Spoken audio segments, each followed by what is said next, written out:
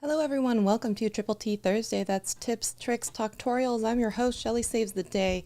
I'm excited to be chatting with y'all today because I wanted to talk a little bit about some YouTube updates, YouTube news, YouTube, all of that goodness.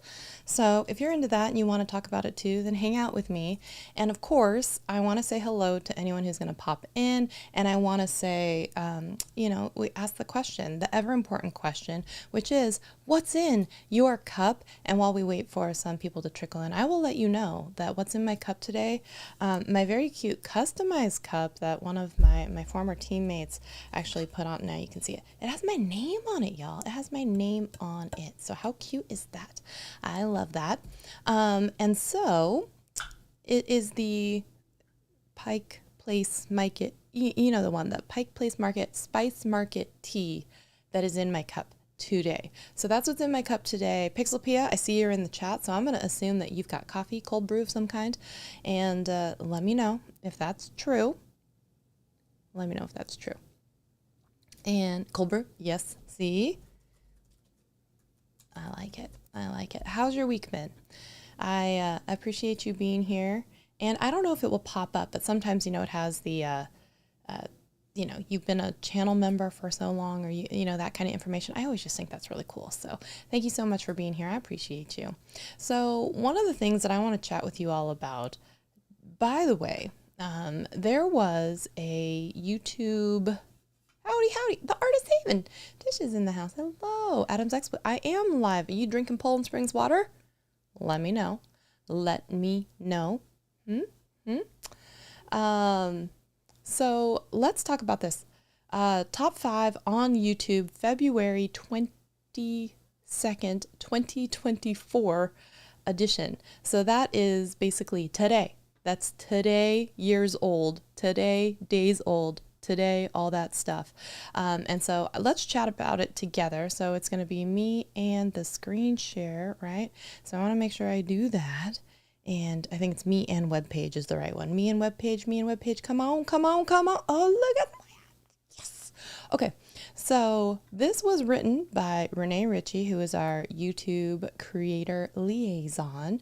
And so, hey, Alfredo Istic, how are you? Oh my gosh.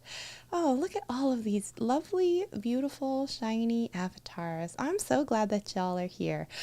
Basically, today's a creator chat. So anything y'all want to chat about, I just thought I would go through some of the news and whatnot that we've read on YouTube recently.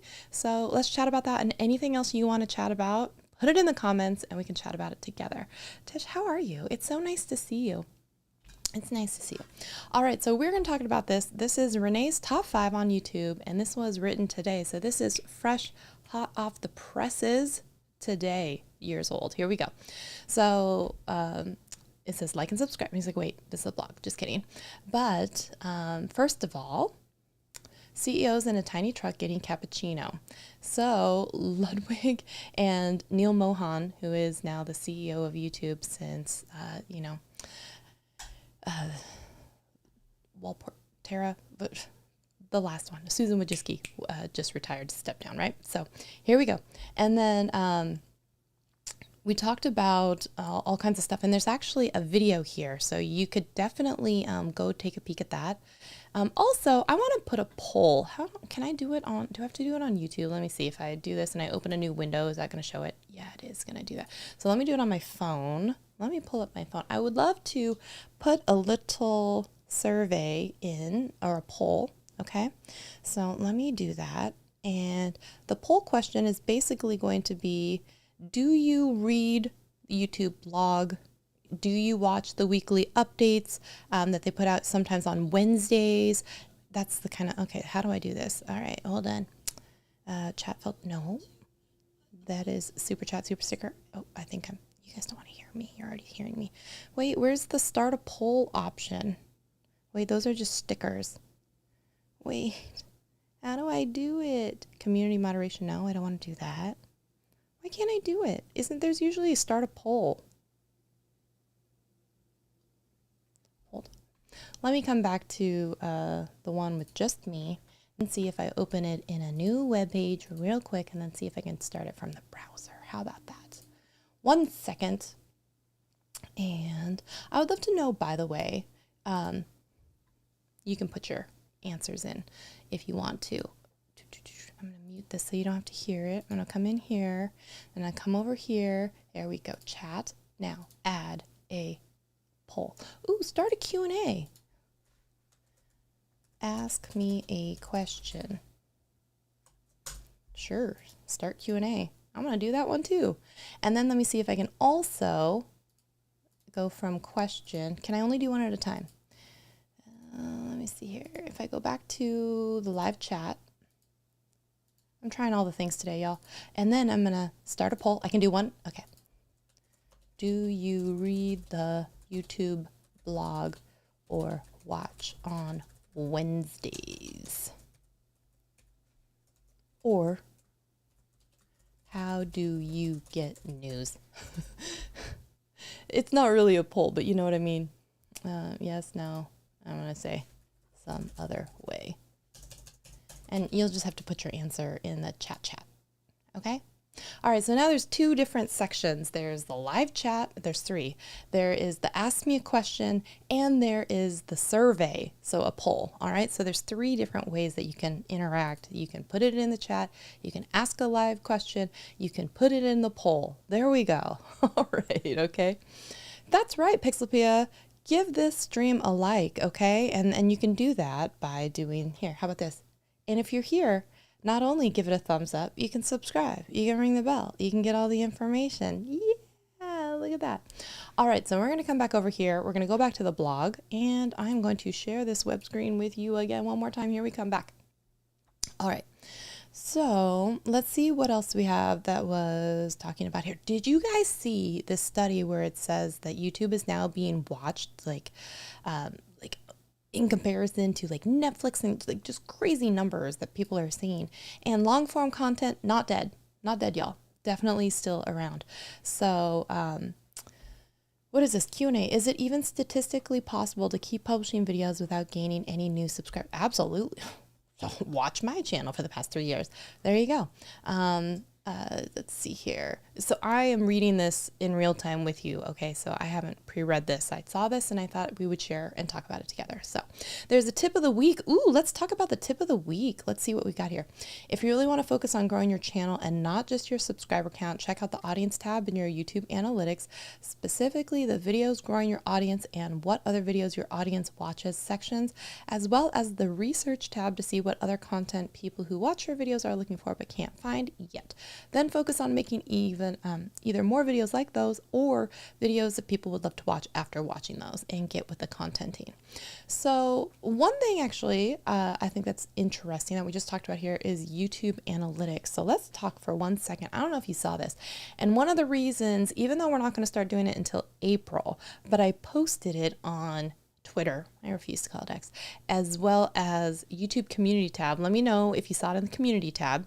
But I posted basically an announcement, and I'm super excited about it. The announcement is that Gwen, you know, the brain, queen of analytics, and we are going to be starting a kind of a weekly short video series about YouTube Analytics 101, like for creators, because I was actually on a call today with some fellow YouTube strategists, consultants, employees of YouTube, and we were just talking about analytics, and there's a wide spectrum of not only how familiar people are with analytics, how scared people are with analytics, how they or they don't export data to like use analytics in like interesting ways. And my sign wasn't even on, y'all. How could you let me keep going on? And so I was thinking about this, and there are some people who are like, it's a lot. And me, being me with my mouth, I was like, I love those little weekly recaps. Are you guys getting these, the little story kind of things where it's swipeable and it says like videos that were maybe like interesting, or people clicked on these thumbnails, or like, good job, way to go, or this is how many video views you got this week. And I was like, these cute, colorful little graphic, it's not a lot of analytics, but it's like surface level analytics. And then if you're really interested, you can go deep dive into advanced mode and analytics, right? I think it's meant to just kind of like bring the idea of analytics to people in a very easy to digest, cutely formatted type of thing. And so, I was like, I love these and I look forward to it. And it's not consistent in what it shows me every week because it focuses on something else. But I'm like, I think it's just an easy way to get in there and like kind of just make it friendly, because sometimes when do you get like a lot of friendly anything, like a pat on the back, really like good job from YouTube, right? And so I was like, I love it. And other people are like, I don't look at that. And I'm like, the cheese stands alone, y'all. But I was kind of like, at one point I was kind of, I know a bit about analytics, right?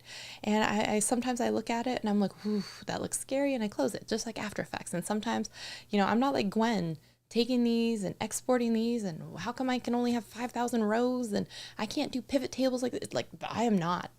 But there is still a need for people to have analytics be way less scary. So I was talking with her and I was like, we really just need to finally do this series of YouTube Analytics 101. It's just, we'll pick one analytic, well, like how to find it, what does it mean, what do you do or leverage it, and I think we're gonna just do that. And even if it just helps a couple people and it gets not that many views, like she's like, great, if you want to do the heavy lifting on it and edit it and whatnot, then I'll just show up and talk analytics and then pop out. And I was like, Yep, I sure will. So the reason I posted it was to kind of keep us honest, to be like, one, we're going to do this. And now that we've announced it to people, I screenshotted it and I sent it to her and I'm like, I'm making it official, like Facebook official with your relationships. I'm like, I'm making it official. I'm posting it online that we're doing this. And then hopefully there would also be questions. So if you have questions about analytics, you can also pop them in on that, that thread, and we can take a look at them, because we're just going to start picking random analytics. And I actually thought about doing a live stream where we just push every button in YouTube Studio in analytics in advanced mode and see what happens. But I think this would be better because obviously you can digest it over a certain amount of time and you'll actually have someone who knows what all the buttons are. So if you're excited for that, give this video a thumbs up, give this chat a thumbs up, give the community post a thumbs up. I don't know, all the things. And if you have questions on a specific analytic, what it means, where to find it, put that in there too, so we can chat about it. Okay, so Artist Haven, I love Renee. He's a fantastic human. I agree. Absolutely. He's a fantastic. And then I watch the videos, but I don't read the blog. I read 2 sentences of anything and I crash out. That's fair. I read the blog more often than the video. See, those are switched. And then same. And then I guess that many of us are in that boat, making videos, not growing subs. And I love that. Gwen can really make me interested in it. I know, Gwen is such a, not just a wordsmith, but just a power brain. She's got a powerful brain up there. So I was like, yes, I'll love to host you. So I'm excited for that. And selfishly, say what you want, but analytics being taught by 2 ladies, I like that. You know what? I don't know why. I like it. So I was like, that needs to happen. It needs to happen. So that is going to be happening. I'm super excited for it. Yeah, I'm just really excited about that. All right, so I'm going to come over to the chat and see, first of all, if there's any questions. And if there are any questions, we'll get into that. And then if there are no questions, there's no questions. None of you have any questions. Awesome. So let's look at the other poll. It said 33%. Wow, you guys are split with 3 votes. 3. So 1. One of you says yes to the YouTube blogger watching on Wednesdays. 1 said no, and 1 voted for some other way. So interesting. It's split right across the board, right? I guess that goes to show you can just never, you're never going to satisfy everyone. So there's all that. Welcome over here to live chat. What do we have there? And what are you having to say? You said, I should invite you and going to talk on my podcast, The Geeky Boomer. And yeah. All right. Okay, so is there anything that y'all want to chat about? Because that was that. And then there was also an additional thing that I wanted to show you, and that was Neil Mohan had a letter, and that he had just talked about the priorities, okay? And so let's talk about some of these priorities. And did anybody read that? Did anybody read? Also from the official blog. So we are going to come over here and we are going to be talking about the letter from Neil, our 2023 priorities. Wait. Maybe that's last year. Wait, it was March of last year. So wait, is there a 2020? Let me just change that map. There we go. Letter from the YouTube CEO. So if you want to see how it's different from last year's, just go up to the address bar and change the 2023 for 2024 and you'll have your answer. Let's talk about the 2024 priorities. All right. So when we're over here, let me see if I can, let's just make sure you guys can see this. They're a little bit better. Is that better? There we go. And I don't have to be so big. How narcissistic am I? But this is the letter from the YouTube CEO for big bets for 2024. You know what we should do right after this? We should go back to the 2023 one and see how it, if those things came true. You ever guys, do you ever do that? Like, I made these predictions that this is going to happen and then go back later and like, did any of them come true? Let's read this. Here we go. So this is by Neil Mohan, and this did come out at the beginning of this month as well. So it's not like super old news, although, you know, online everything is moving quickly. But here we go. This is a 9-minute read. So for those of you who can't get 9 minutes into this, that's fine. Let's paraphrase. Let's do it together. All right. So since the very first YouTube upload, which was, I think they're linking here to my day at the zoo, right? I would have to assume. Let's see here. Yeah, meet the zoo. So yes, absolutely. YouTube has opened up a new way to tell stories. So, and you know, for those of you who need to be read something like an audio podcast version, here is your audio podcast version of the 2024 4 big bets for YouTube from Neil Mohan. Okay, so let's just read together, or I'll read to you. You can close your eyes and listen if you want to. So, people filmed in their kitchens, their bedrooms, and even their backyards. Along the way, they built communities that stretched across the globe. YouTube took this creativity one step further by making a big bet. We decided to share revenue with creators. That cannot be like downplayed very much, because if you think about it, the partner program, as much as people want to bitch and complain and, you know, moan about how hard it is to get monetized. By the way, I'm 600 hours away from my second level of monetization on my beauty channel. Imagine that. So that's cool.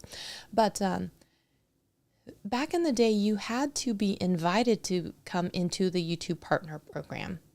Okay, so all of these people now, where you can sign up for automatic emails, they'll let you know when you're invited. Like, that was unheard of before. People were just making videos, period. They didn't even know they could get paid. So this was a long time ago. It's come a long way, and they've paid out billions along the way. So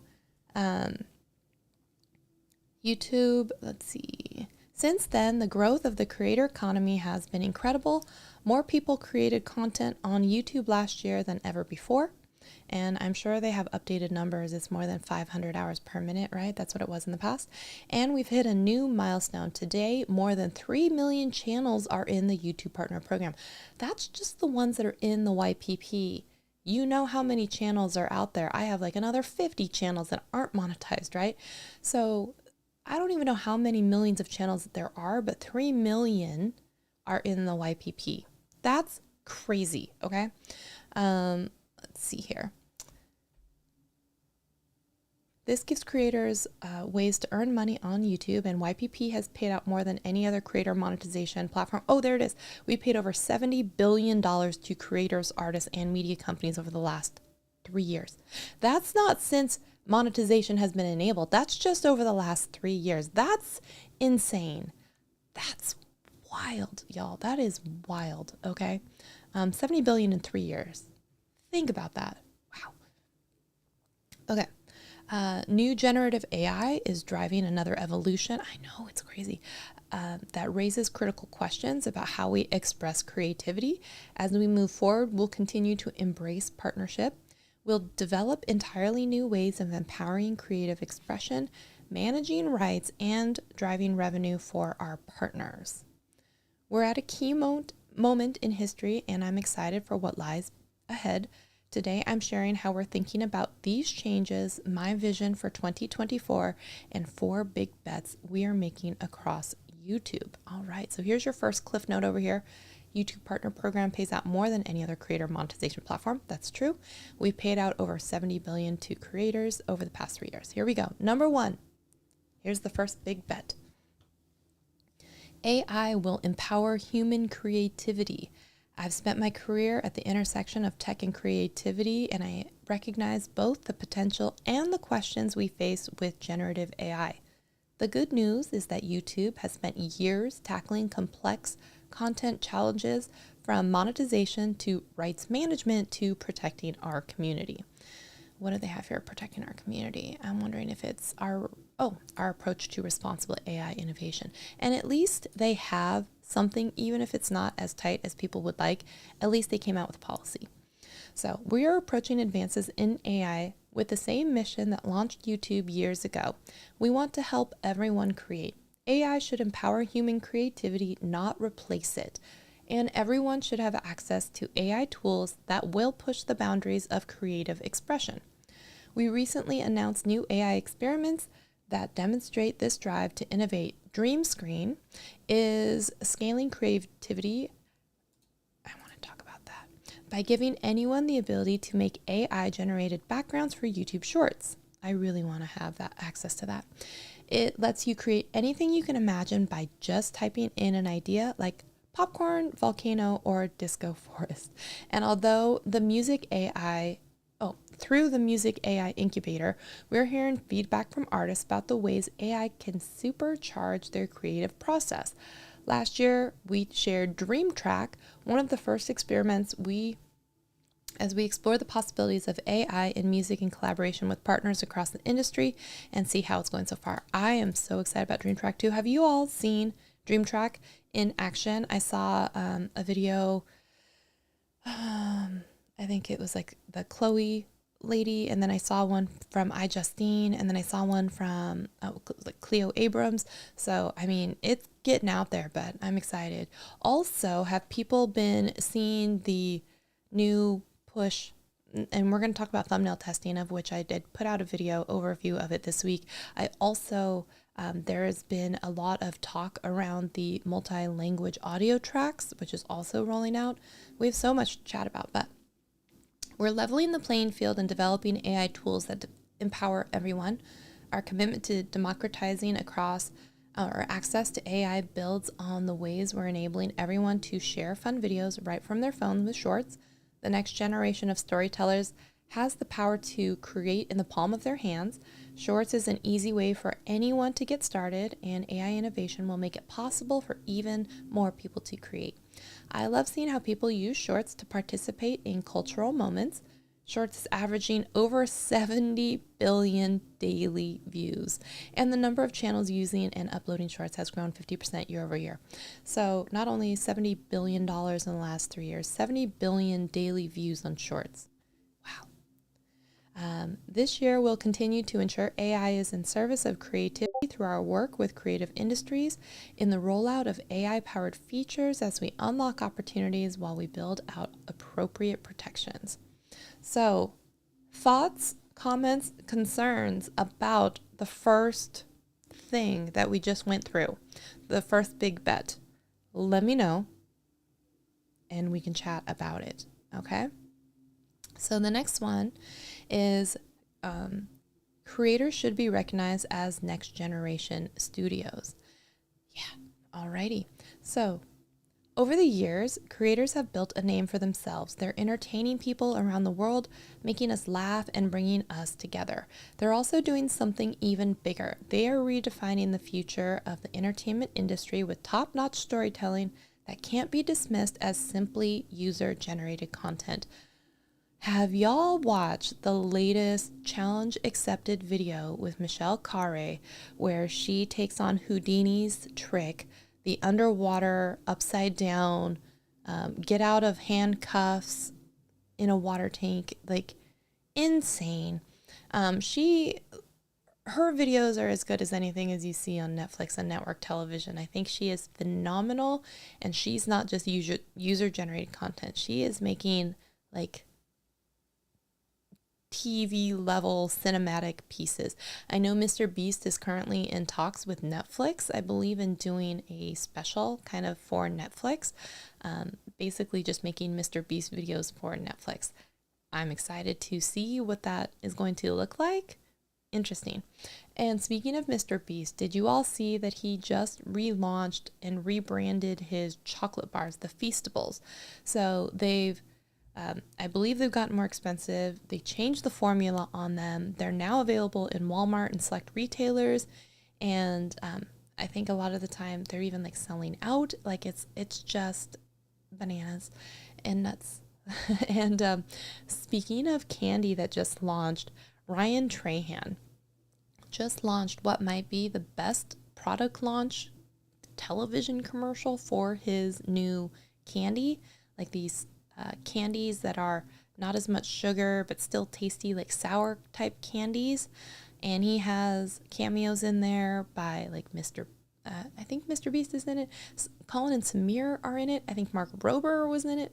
And if he wasn't in that one, he was in the one I just took my dad to the Super Bowl video. Like, his videos are so good, but that product launch video, if you haven't seen it yet, I don't care if you like him or not as a creator, that video is worth watching simply in terms for the way that he was telling stories, the way that he integrated product shots, the way that he unfolded the whole mystery of it all, the way that like just the different shots come together. It is one of the best shot type of videos I've probably witnessed. So I would definitely say go take a peek at that if you haven't yet. So here we go. It's not just the entertainment industry that's taking note. World leaders are also tapping into the wide reach of creators. Last fall, at the APEC Economic Leaders Week in San Francisco, government officials like the Canadian Minister of Foreign Affairs and the U.S. Secretary of Commerce sat down with the creators, including Toby Hendy, Liao Yu, and Humphrey Yang, to connect with their audiences. I had the opportunity to watch some of these conversations in person. It's great to see leaders understand the value of creators. Creators are truly entrepreneurs, and we're helping them diversify the ways they make money on YouTube. We're investing in ways creators earn money while helping viewers shop for products, and viewers are directly supporting their favorite creators through fan funding features like channel memberships. The number of creators using memberships increased more than 50% last year, and creators are seeing the impact of fan funding. Like Nere is consulting, who leaned into memberships and draws more viewers to her career development, and Emily D. Baker, go Law Nerds, whose membership earnings grew more than 50% last year. And that's saying something because she has one of the largest memberships I've ever seen. The majority of Emily's YouTube revenue now comes from memberships, absolutely. And I think at one point when she was like the most, maybe not even the most super chatted, but like the most concurrent live streaming, when she was covering the Johnny Depp and Amber Heard trial, I think she at some point had like 700,000 people watching live. Like, that is nuts. And so she was getting super chats, she was getting channel memberships. It was a significant amount. But we're also working behind the scenes to support creators through programs like the Creator Collective, which brings creators together to share experiences, build community, and collaborate. We launched a pilot of this program last year in 8 countries, and we've heard helpful feedback from creators. That I want to hear about, because Creator Collective, actually, I've seen that here in Seattle. They've had 2 different pop-up events. One was like a picnic table discussion thing, and the other was a hosted dinner in Seattle. It was in November, December, and it was so great to finally get to chat with some local creators, all mostly from Seattle, and just 1, feel like you're not alone, 2, talk shop, 3, there was a couple of people from YouTube there, a couple that were local even. I'm going to try and reach out to some of them because myself and another creator, we're trying to bring back kind of a Seattle educational YouTube day. So we're excited to chat about that and see if that can happen. So definitely excited about that. This year, we'll help policymakers and partners across the industry see the economic and entertainment value that creators bring to the table. Being a creator is a full-time job. with an international audience, but most governments don't account for creators in their labor data. We believe creators should be recognized for their work, and creators at the top of their game should be acknowledged by in key industry forums. Awesome. Comments, questions, concerns about what we're hearing so far? Do you agree? Do you disagree?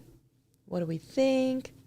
Let me know. I'm going to come back over here for just 1 second and stare you all in the face and be like, comments, questions, concerns. I'm going to check one more time on the chat when it comes to, are there any questions? There's still no questions. Yeah, no questions at all. Hello, world according to Briggs. He said, I started YouTube the day after I found out you could get paid. Convenient. You're like, oh, really? Okay, then. I'm about to be on here and start putting up videos. So I love that. Okay. No matter how you got onto YouTube, good on you, man. Good on you for actually doing it. By the way, if you're enjoying this, you can always you can subscribe. You can follow along. And not only that, you can follow me on other places, right? Look at that. Oh, it didn't even show. Oh man, it just had that bell. And that was, my socials were supposed to come flying in and be like, woo. Did I hear you right? You don't have a green screen. This thing right behind me, this black bar, technically it houses a green screen that I can lift up if I wanted to. So I do have a green screen. It's right here. Is that what I'm not sure what the question, where that came from, but I do have a green screen. Were there any other questions? At least, you know what? I'm going to be like success because we finally had a question in the chat. Look at that. Oh, we're going to come over here. We're coming back to the letter from the CEO. Here we go. Number 3. YouTube's next frontier is the living room and subscriptions. When I started at YouTube, people thought about content from major studios and content from creators as entirely different. But today, that stark divide is gone. Viewers want everything in one place, from a live sports game to the BBC to Khan Academy and Nikki tutorials. And they're watching YouTube the way we used to sit down together for traditional TV shows, on the biggest screen in the home with friends and family. Their numbers are impressive. Viewers globally now watch more than 1 billion hours on average of YouTube content on their TVs every day. According to Nielsen's report on streaming in the US, YouTube was the leader in streaming watch time for the past 11 months. Now, what's interesting is if you think about this. So my guest, was it last week? Angelique was on and we were talking about how to build a community. If you haven't watched that video, you should go watch it. But she told me, right, she and her husband are doing live streams about financial independence and kind of velocity banking, and they do long live streams, like 3 hours long sometimes. And audience members are sometimes sitting down with their families in front of a television, watching a 3-hour lecture or live stream about banking. And so, yeah, it's becoming this destination. Some of their live streams are becoming this destination for financial family literacy, right? That was backwards. Family financial literacy. And imagine the time then that you're spent together learning and all of that. It's an interesting concept where things are coming back to the television. Okay? So creators are thinking about how to optimize their content for the living room, and it's easy to see why. It's where their audience is watching. In the last 3 years, the number of top creators that received the majority of their watch time on the big screen increased more than 400%. Like creators Miss Rachel and Cypher PK, whose living room watch time doubled in the second half of last year, and it might not be what you'd expect, but people like watching shorts on their TV. I think so. I think absolutely, you know? So we're bringing everything viewers love about YouTube to the living room experience, and that includes sports. By the way, have people signed up for YouTube TV? We have YouTube TV, and it's it's pretty good. It's pretty good. We like it.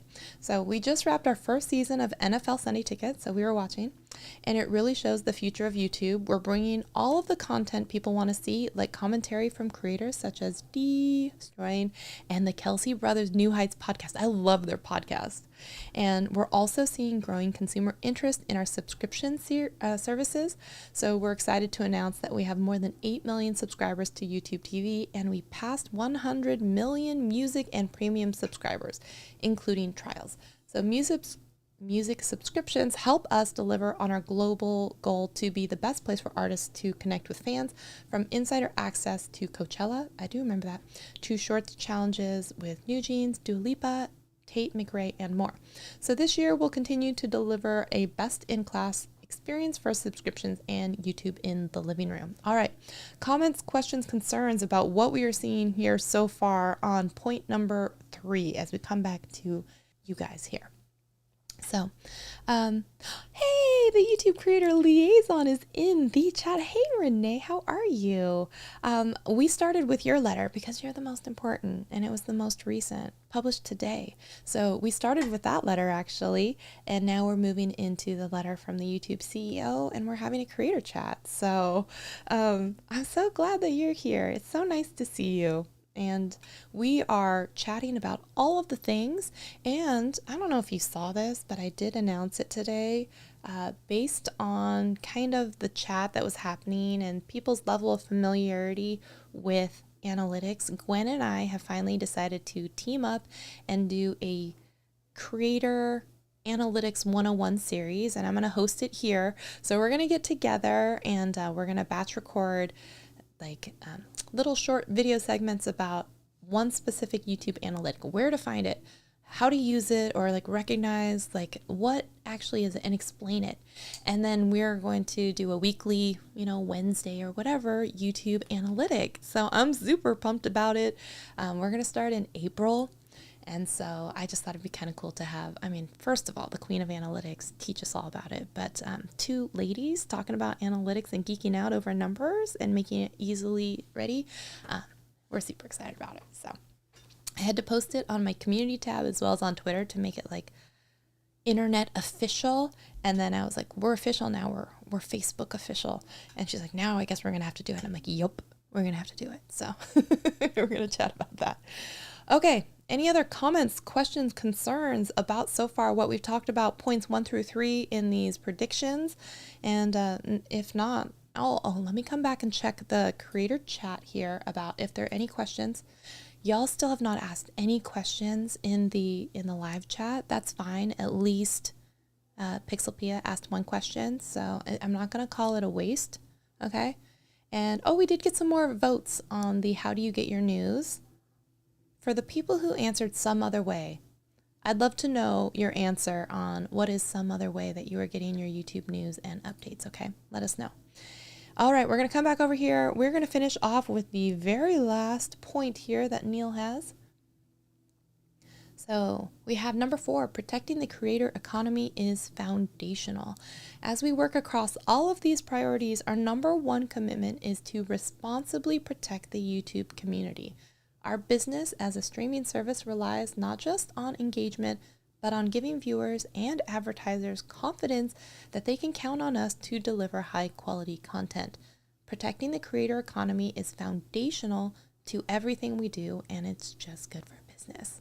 So it's important that we create a healthy online experience for kids.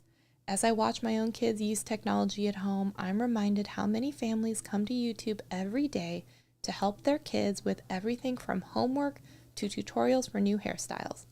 Our youth products reach more than 100 million active viewers every month, and we're supporting the growth of kids and teens thoughtfully and in coordination. Who are you coordinating with parenting and mental health experts. Another way we uphold our responsibility is connecting people with high quality information. This is more important than ever as elections take place over the globe. More than 50 countries will hold elections this year. We're ensuring that when people look for election news on YouTube, authoritative sources are prominent in their searches and recommendations. We spent years investing in a playbook. Oh, tell me more. I like all the links that are in here. to responsibly manage content on YouTube, including long-standing, rigorously enforced policies against hate speech, incitement to violence, election interference, and more. We quickly evolve and adapt when new challenges emerge, and will do so again as generative AI makes more sophisticated deep fakes possible and raises new questions. I'm glad that they said deep fakes, because if y'all saw on Twitter, was it yesterday or 2 days ago, there was a girl trending, and so she was like, why am I trending? And then she went on, and it was because there's a deep fake of her doing more adulty things than you would want to be put online, unless you're advertising for, an only pause. And she had to then go out and say, guys, this is not me, sorry to disappoint. But here's the whole thing is, we're going to come into a very dangerous realm of anyone who could accidentally have something leak could be like, that's not me. And then anyone who actually doesn't want things like this. We saw it with Taylor Swift. We saw it with other people, celebrities. What happens when it's, ex-boyfriends and girlfriends? Some states and countries are talking about, revenge porn, and they're talking about different laws that have to be enacted with that. Like, there has to be consequences sometimes for someone if it's false information, and especially if it's false, or if it's not generated from AI, or and you're pushing these things out. What if that person loses their job? What if, something happens? What if, there are a whole level of complexities when it comes to so many of these issues that we've never had to face before, because the deep fakes or everything else are getting so good that it's going to become really difficult then to be like, this is or isn't me, this is or isn't going to be believable. And for people who have online reputations, actors, YouTubers, anything like that, you could be manufactured and doctored. Let's just not even say compromising positions, but you could have you saying hate speech, you saying things that you would never say, being automatically generated with something that sounds a lot like your voice, with mannerisms that look a lot like you, from a mouth and face that look a lot like you. And you have to go then through this entire process to basically clear your own name of stuff that you never did. I mean, you're like, I never leave my house, and here I am online doing things that are not great. So it's going to be an interesting Wild West landscape as a lot of this stuff rolls out. So, okay, let's talk about this.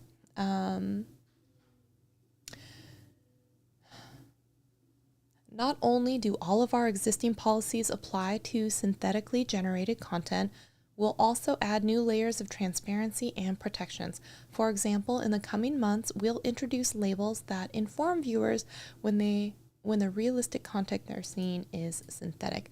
So I know that with Samsung Galaxy S24 phone, it's very heavily built into AI. There is a little watermark that if you go in and you use the Magic AI Assistant, it will kind of leave a watermark in the bottom corner to help indicate that this image has been altered and by using AI. And it could be anything from I erased the background to I extended, this, or I removed the person in the back. But, or I got real close to the basketball and it moved it so it looked like I dunked because I got skills. No, you know what I mean? And for the most part, at least they're putting something, but it's very easy then to go into something else and just crop it out, right? So what are they going to do when you have all of this AI generated content? And we already have problems with body image, with all kinds of things happening, right? And now you've got these perfectly genetically modified people in photos and videos, making us just feel even worse about ourselves, or possibly, driving people to believe things that aren't true. And for good shake, honey, for a lot of people, that online reputation that you have, that is your currency. Your social currency is all delivered up in your brand and reputation. Okay. So, we're focused on responsibility efforts in every aspect. Matt De La Rosa, thank you for subscribing. In every aspect of our work, and we'll continue to make investments in the teams and technologies that protect the YouTube community. So we have delivering on our mission, the very last paragraph here. So let's read this last one. It says, these are the 4 big bets we're making in 2024, but our work doesn't end there. We're creating the best possible experiences on YouTube, whether you're learning something new, checking out a podcast, or watching your favorite gaming creators live stream. Interesting, they did live stream as one word instead of two. Anyways, most of the innovations we work on every day don't make headlines, but they deliver on our mission to help people connect through stories. Of course, none of this would be possible without our creators, viewers, advertisers, and partners. Thanks to this amazing community for everything you do to help people around the world come together on YouTube every day. I look forward to seeing what you all do next. What is this for creators with more than 100K hours of watch time a month? Where is this number 1 coming from? What did we miss? 1 billion, 11 months. Oh, here we go. Okay. They received the majority of their watch time on the big screen increased more than 400%. Okay. So interesting. So that is specific only to the creators with more than 100K hours of watch time a month. Interesting. All right. So let's come back over here and let's chat about all this. Okay. Thoughts, questions, concerns from everyone about everything that we just read. Let me know. Also, let me just, all right. If you guys are hearing that buzzing, I apologize. I don't know why I'm hearing it. But I am hearing it. Let me see if I move this. If you're not hearing it, disregard. Okay. I'm going to come one last time and see if you guys have any questions. No, not a single question. Y'all, I had high hopes. I had high hopes for the chat. At least do me a solid. Can I get one more thumbs up on this live stream so we have double digits? Thank you so much. I would appreciate that because, you know, I just like double digits. All right. So please don't take your thumbs up away. Now it says 8. Y'all, mean. That was mean. That was mean. Yeah. We must find a way to stop it before it is published. Otherwise, the damage is already done. It is. And there should be, you know, consequences for people who upload content that is generative, and it's a very fine line between something that could positively impact someone versus something that is going to degrade, dehumanize, or, you know, ruin their reputation. And at what point does it then become almost like defamation grounds? And who's then responsible for that, you know? So I love that YouTube is trying to be proactive. Absolutely. They're still the first platform that I've seen have any kind of written statement at all about generative AI. So even if it's not, like I said, completely tightened up, at least they have something. Oh, you asked a question, did you? Let me see here. Go to channel and Q&A. Oh wait, let me toggle questions. No, there's no question. So I can take a screenshot if you don't believe me, but I'm in here where it says ask me a question, and then I toggle into the question one versus live chat versus top chat versus anything like that, and there's no questions. But you did ask a question in the chat, just not a question in the official thing. Oh, do I have to end the question before I see them? Okay, let's end the Q&A. This will remove all questions in the questions. No, I don't want to do that. Cancel. Because really it just says there's no questions. That's okay. I believe you. I did try though. I did try. So what do y'all, we have a few minutes left. Is there anything that you would like to chat about? Anything that you've seen recently? If you didn't see it, by the way, I did. When I say we, I mean me and me. We, okay, is a collective. It just is a collective. I put out a video, what was it, yesterday, 2 days ago, about the YouTube thumbnail.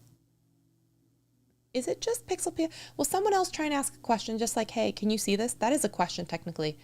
Put it in the thing and see if yours comes up. Let me also check on my phone and see if it is just not showing up on my computer.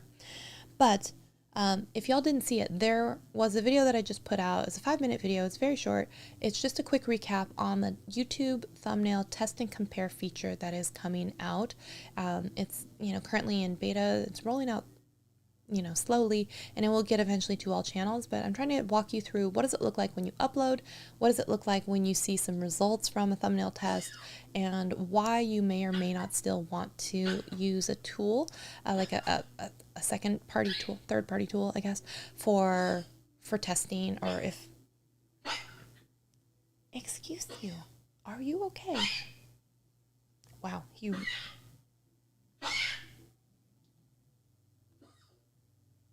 are you?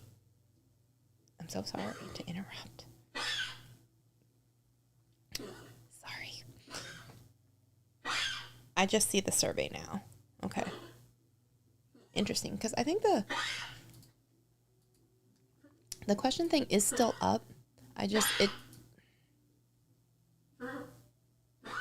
I am clicking ask something, send it, and it says my question has been sent.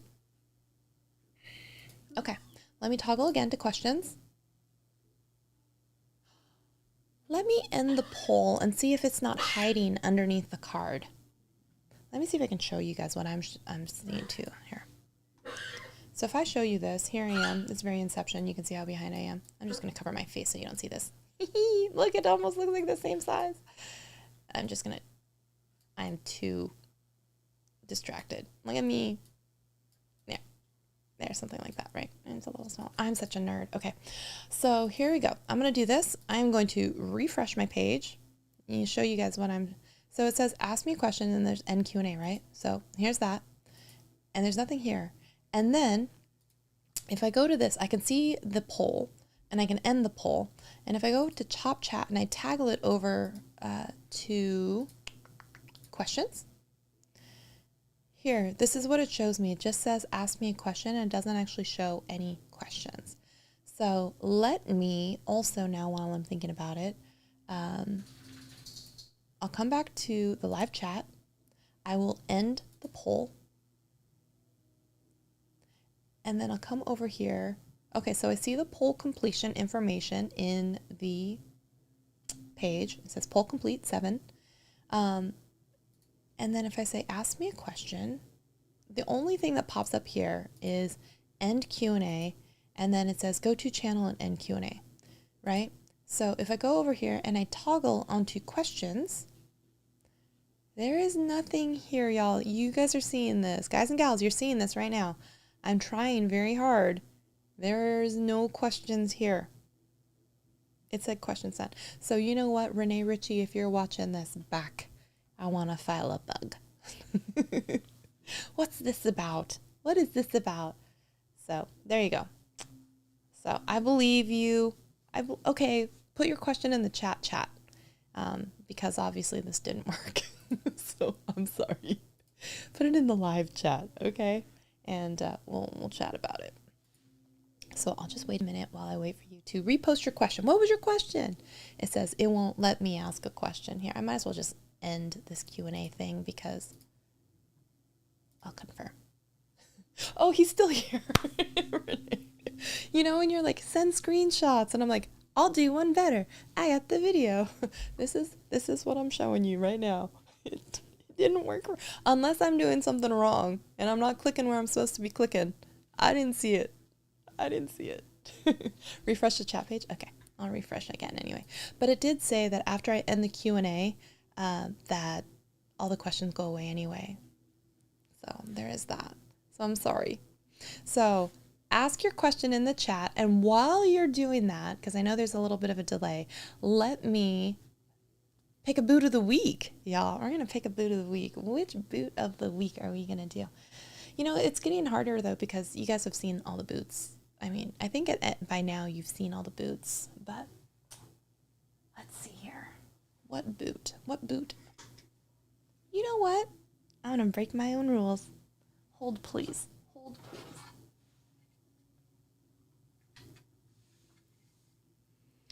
Okay. Let's chat about these boots, okay?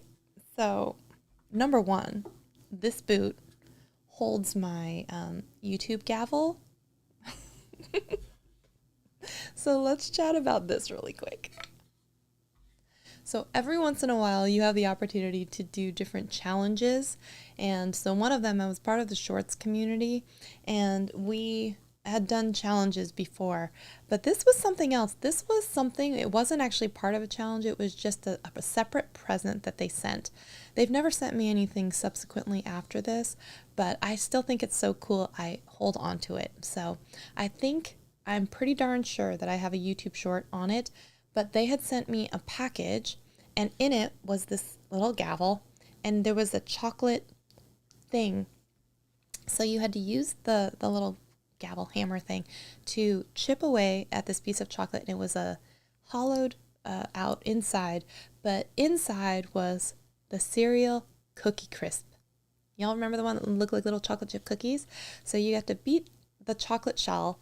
There were Cookie Crisp cereal inside, and then they had a bowl that had the YouTube Shorts logo on it, so you could put the Cookie Crisp cereal in the cereal bowl that they provided for you, and then you could, I know, I was gonna judge, and then you could eat the cereal, and then there was a little straw. I have it over there, I just don't have it back here, but it said like YouTube on it, so you're supposed to, like, you know, after the cereal and you've eaten it, then it turns into like chocolate milk, because, you know, your cereal milk, and then you could sip it with your YouTube straw. And so I always just thought it was really fun that they sent that out. I don't know to how many people they sent that out to, but I just thought it was really cool. So there is a YouTube short about it on my channel if you ever want to check that out. But order in the chat. Order in the chat. I feel like Emily, I'm sure she has one too. That was so funny. Like, she was like banging on a gavel. Okay, but that was not the point. The point is we're going to talk about these boots, because technically it is a pair of boots, but these are 3 years apart. Okay. But what's funny is, so these are little boots that were given as dance awards for the dance team that I'm on. Okay. And sometimes they have different boots, but the 2 awards that I got, just funnily enough, they formed matching boots. And of course, who am I? But I had to, this one was, we'll get there. I decided that I had to bling this boot out because that's my thing. So first of all, how cute is that? I had to bling out my boots, these little boots. So I had to add that. Okay. So, this one was the new boot brain. And what that just means is you spent too much money on boots. Okay. Like maybe you had a pair that, you know, people like oohed and awed over, or maybe you just talked about buying a lot of boots, or you did buy a lot of boots, whatever it is. There is one award every year for some person on our team that maybe just has an unhealthy or healthy obsession with boots. And last year it was me. So I got this boot, and then I blinged it out because of course I did. And then the last time I got an award, it was 2020, right?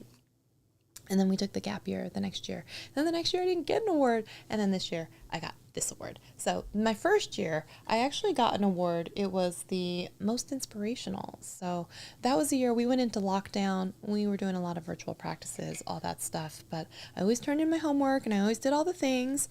And you know, it was very sweet to get voted on, because, you know, by your teammates, and then you get that. But yeah, one was for shopping too much, and one was for actually doing a good job at dancing. Whatever. I'm proud of both of them. Okay. I am proud of both. You know what though? I'm gonna have you know right now, there are some people who are in the competition already, even though our season has just started, for new boot brain for this year, because there are some great looking boots this year already, and the year is just started. So I don't know how I'm gonna up my game, one, without going broke, but just in general. All right. So that, I just thought it would be kind of fun to share that. This is my pair of boots, and you can also then see why they don't match. 3 years apart, and for 2 different reasons. And one of them holds my YouTube gavel.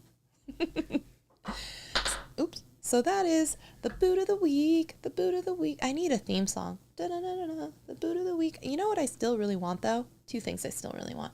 One, I need like a sponsorship from Old Gringo. Old Gringo, if you're listening, sponsor a girl, would ya? Or Sandra, or Corral, or Lane. But really, Old Gringo is like 80% of my boots up here. I need a boot sponsorship where I wear these boots to a conference, and I tell everyone whose boots I'm wearing. I put them on my wall, right? In a very prominent location. And I choose them as Boot of the Week, as Boot of the Week sponsor.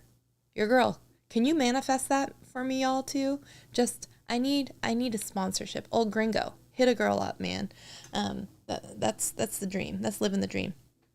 And then lastly, I want to chat about this with y'all because I was just thinking about this, and I was talking to someone earlier, and I was like, you all know, I've been thinking every once in a while about,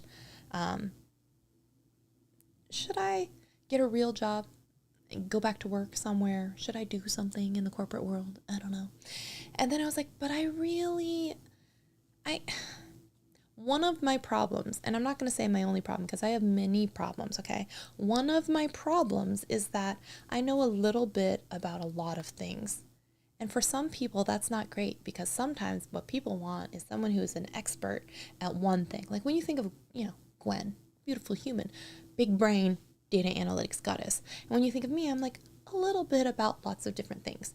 So what that means, though, is I need to either work for a creator or work for a company that's in the creator realm that needs someone who needs to be like chief of staff, director of operations, hands in a little bit of everything, but not in one specific thing.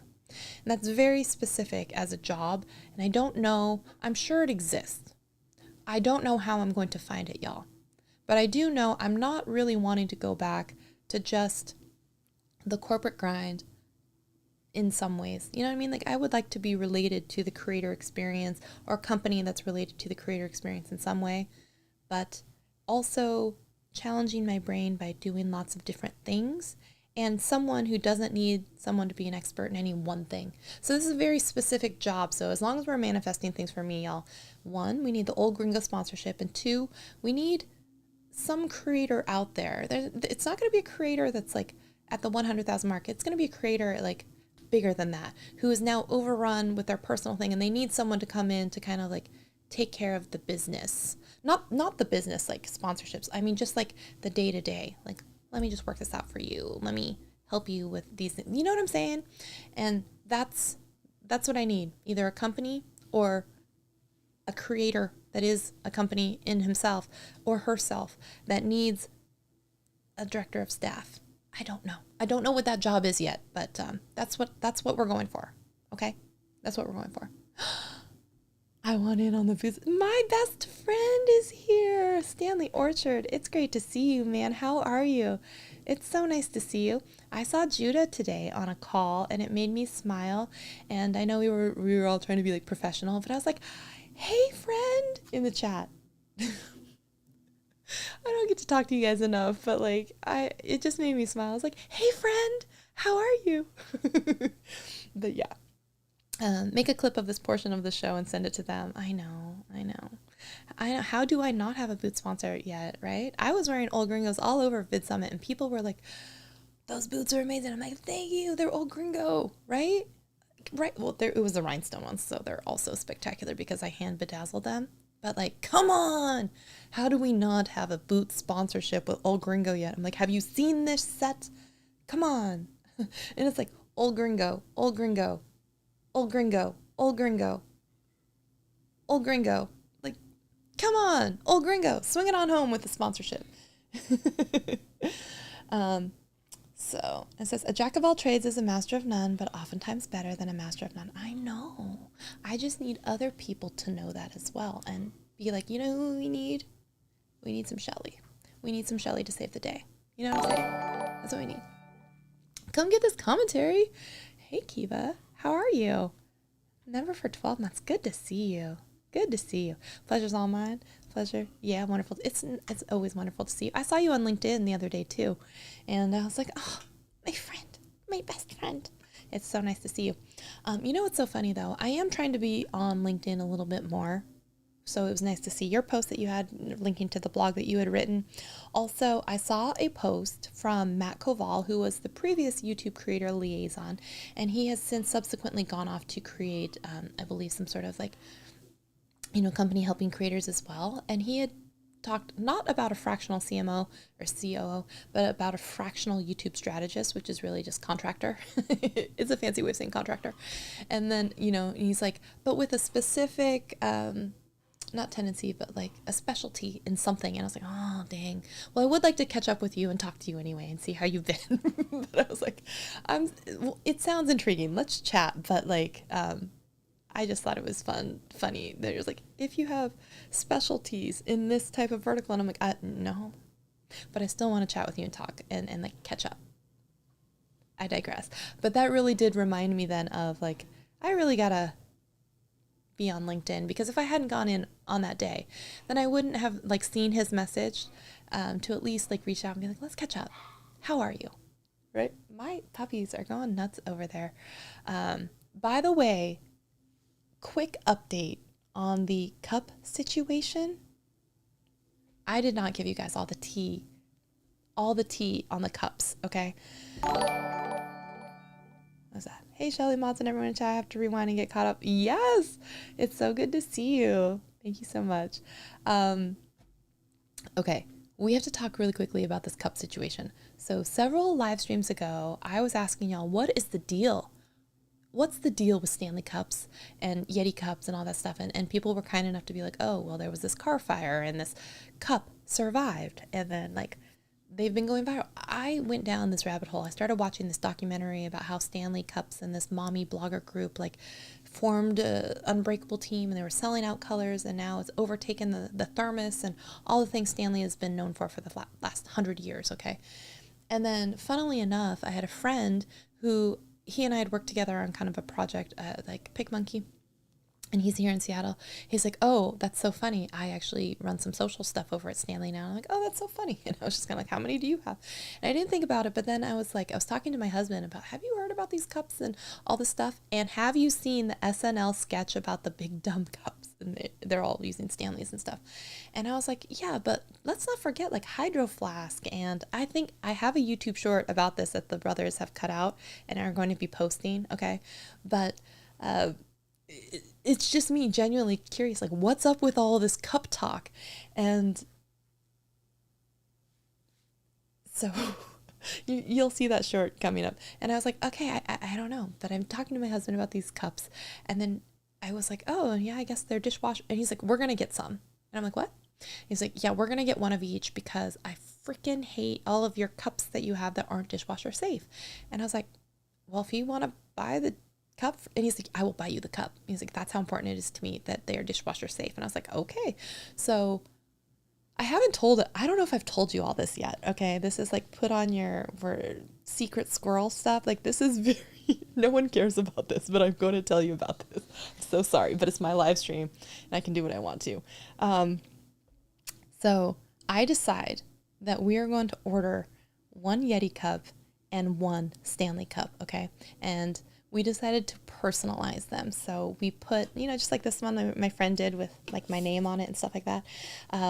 We did it with my logo, the superhero logo. So we put the design on the cup and for both. And then I was going to run a full test. Which one holds ice longer? Which one is heavier? Which one feels better? I'm just going to tell you the results now because I don't think I'm going to actually make this video now. So we ordered them the same night. Stanley is the first cup to get here. Okay. Now this is cool. One, I didn't even realize they have operations here in Seattle. And they also seem to have some sort of partnership with Dick's Sporting Goods, which is also a Pacific Northwest based type of sporting goods store. You might have like a Big Five or something like that, where sometimes you can also get Stanley cups at Dick's. Okay. So, and I've tried to get this one pink cup on Dick's for a while, and it just has not happened. Pray for me, y'all. It's not that big a deal. It's first world problem, but it's really pretty. It's really cute, and I want one. So I get now the weird frenzy that possibly could be infiltrating and infecting people's brains, because I did see that cup, and I keep checking back, being like, oh, it'd be really great.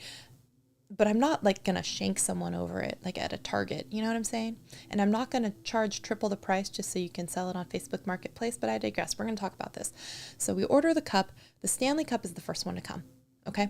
And shoot, I wish I could show you the picture, but I open it up. I'm so excited. There are only select colors that you can get for your personalized cup. Is anyone still here? I'm so sorry that you guys are now in for this story. Okay. So I bought this cup. We designed it. You do the proof. You say yes, and then you wait. And okay, so it was the first one. I will say I was very excited. I open it up. It's packaged really well. It's in all this cardboard and like it's very hardy. Okay, so I open it up and I'm so excited. And I turn the cup over to where my design should be. Y'all, it's like a little, like the top part of a quotation mark, like you would for an apostrophe, but one on each side. And then there's like a tiny, like it's tiny too. And then there's no design, like no design at all. And I don't even think it was like, it just got scratched, not even like symmetrical little. And I'm like, huh, that's weird. And on it, it has this little card that says like, oh, you've created this masterpiece. Like, take a photo of it, tag us, blah, blah, blah, share it. And I was like, I don't really want to share this because I'm not trying to publicly shame y'all, but like I did order a customized cup and WTF. So, and I don't like to do this, right? So I'm like, personal life is different than like work life. But since my friend had mentioned that they work at Stanley and work at Social, I was like, I just sent him a quick message. I'm like, hey, I don't really want to like post this publicly anywhere, but I did order a custom cup with my logo on it and I got sent this. And I was just like, not sure what happened. And his response was like, oh my God, like, what? And he's like, let me get you an email of someone and let's see if we can like, get this escalated and we're going to make this right. And I'm like, okay. But it's just funny. I'm like, I was so excited for this stupid cup, y'all. It comes and it looks like it's scratched with these little things and no design. So I email the people that he says to email, and I still don't have this cup, y'all. But I did get an email that was like, we're working on this. We're sorry. We don't know what happened. We're going to reprint it and send it to you, or we're going to make this right. And I'm like, well, I think that means you're going to send me a new cup, right? This was like several weeks ago, okay? And I have no idea. In the subsequent time, though, I have purchased other Stanley cups, all right? So I do have an opinion on them. I do. Now, the Yeti also now has come, and I will say it looks beautiful, okay? But I'm going to have to say right off the bat, I don't like the Yeti as much as I like the Stanley. And one of the reasons why is it comes down to the lid and straw combo. Again, no one asked for this, but we're going full, like we've committed now. We're talking about this. So with Yeti, you can use the straw hot or cold. With Stanley, you're supposed to take out the straw if it's a hot beverage, keep it in if it's a cold beverage. But when you take it out, you also have this 3-way closable lid. So you can also just open it and you can use it with or without the straw. The Yeti, you can't really do that. You have to use the straw all the time. And if you take it out, the little hole where the straw would go in is not very good for sipping, period. But I do like that you can use it with hot. Also, the Yeti only does 32 ounces, but it's just as heavy as the Stanley, which holds 40 ounces. But I will say the design looks beautiful on the Yeti. Okay, now, last thing I'm going to mention about this is that the Stanley, you have the ability to screw on the lid. It's a twist-on one. And the Yeti is just one that, or like this cup where it just place it down. So you can place it down in any direction that you want it, but there's something, one, satisfying about the twisting and locking in the position that you want it. And untwisting and getting the cap off is so much easier than the Yeti because you have to like use your thumb dexterity to like push it up and all that stuff. So long story longer than it needs to be. I cannot believe we spent this long talking about cups. I didn't do the ice test, yes, but I will say that I prefer the Stanley cup over the Yeti. Okay, but Stanley, you better make it right by like actually printing the logo. I did buy, like I said though, another cup from Dick's.